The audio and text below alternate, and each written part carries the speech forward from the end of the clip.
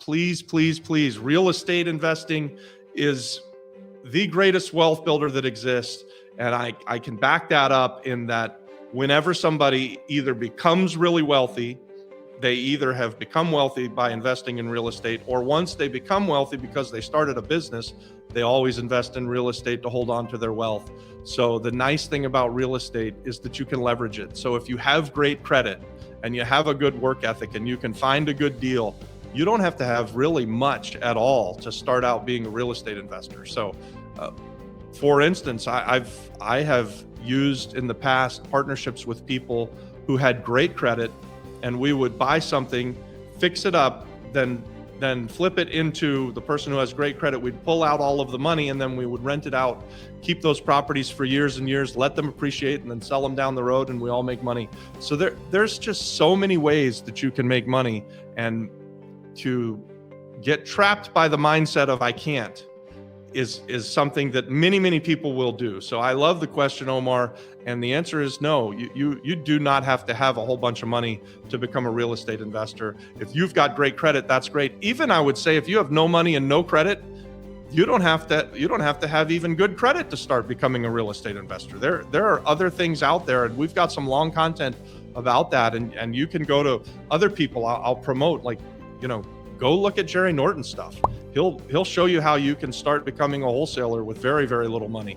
Go look at Pace Morby. He'll teach you how you can do what we've done many times and create great deals by asking the sellers to become your banker. So buying houses subject to, or buying houses with seller financing.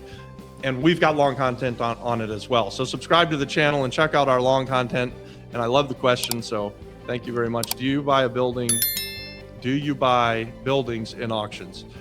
It's my preferred place to do it, right? Like, so over a 25-year period of time, probably many more than 80% of the total properties I've bought it at some kind of auction or another. So I specialized from like 2001 until now in Florida at going to the foreclosure auctions, at the courthouse steps, and buying properties at the most dangerous and hardest place to do it, because that's where I could find the deepest discounts. We've bought hundreds of properties at tax deed sales in the States. And even when we came to Puerto Rico, we've bought dozens of properties at auctions here. We have not yet tackled going to the foreclosure sale auction here on the island of Puerto Rico. We've gone a couple of times, we've gone 2 or 3 times, and we haven't been successful. But I believe that that's the next place that we think that there's some real opportunity on the island of Puerto Rico. So we believe that later this year, there's going to be more and more foreclosures coming, and we're going to be able to go to the courthouse steps and buy things. Now, it's hard to buy at the foreclosure steps. You've got to have all of the money, especially in Puerto Rico. It's super hard, which I love. I love it when it's really hard because it cuts down the competition. But here's the deal. When you go buy something at the foreclosure sale, you've got to do your own title work.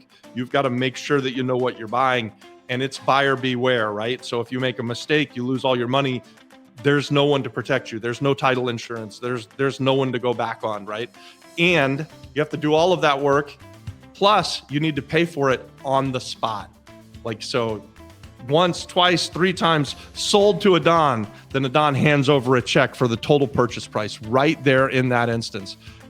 That, guys, it's a pretty tough bar. That's a high level entry fee to get in, and you better not screw it up. And that's why we are looking to do that. That's what we've specialized in for 25 years. And we know there's going to be some bargains coming up later this year. And so we expect to do that. But anyways, buying at auctions, highly love it. That's how we've made just, most of our net worth was created by buying houses at auctions. If you invest anywhere basically on the island, 98% of the island is an opportunity zone. And if you create an opportunity zone for yourself and then invest in qualified opportunity zone businesses on the island of Puerto Rico, you can take advantage of tax-free liquidation event at the end of 10 years. So opportunity zones represent the very best way for the regular man to build wealth. We've never seen anything like this, guys. If you've ever done a 1031 exchange, or you've ever invested in an IRA or a self-directed IRA or a Roth IRA, all of those are great tools to build wealth but they're peanuts compared to the opportunity zone. Opportunity zone investing allows you to defer your capital gain this year through 2026. And then you're invested inside of an opportunity zone business, specifically on the island of Puerto Rico, which 98% of it, the island is, and you set everything up properly. Then at the end of 10 years of keeping your money in that investment, when you sell it, you get a step up in basis. So that means if you had $100,000 in the investment going in and it's worth $10 million in 10 years when you sell it, when you liquidate, you pay no tax on that gain. Guys, nothing comes close to that. 1031 exchanges, they kick the can down the road. IRAs, they kick the can down the road. But the IRS always comes calling, except for inside of these opportunity zones. If you don't know about it, we've got long content. In fact, we've got a whole playlist where you can go and watch and learn about, and we'll be continuing to put out more content about these opportunity zones because they're really just so powerful.